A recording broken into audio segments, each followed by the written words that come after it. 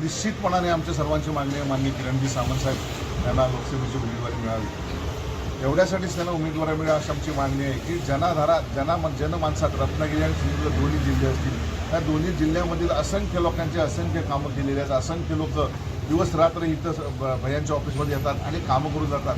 भैया देखील त्यांची कामं करतात, पूर्ण होतात, लोक समाधान येऊन जातात. एखाद्या आमदार, मंत्री किंवा आणि खासदार कुठलाही असेल यांच्या ऑफिसमध्ये जेवढी गर्दी नसते तेवढी किरण भैयांच्या ऑफिसमध्ये गर्दी असते आणि लोक कामं करून त्यांच्याकडे जातात. 100% कामाची हमी असलेला आपला हा नेता आहे, आपला हक्काचा माणूस असा भैया आहे. त्यामुळे प्रचंड मोठा जनाधार हा भैयांच्या पाठीशी आहे. रत्नागिरी सिंधुदुर्गमधील असंख्य लोक, नागरिक, कार्यकर्ते आणि संपूर्ण लोक ही भैयांच्या पाठीशी उभी आहेत आणि निश्चितपणाने आम्हाला खात्री आहे किरण भैयांना जर पक्षाच्या वरिष्ठांनी उमेदवारी दिली तर निश्चितपणाने हक्काचा आमचा खासदार प्रचंड मताधिक्याने निवडून येईल. आपण रत्नागिरी शहराचे शहर प्रमुख आहात. शहरातून किती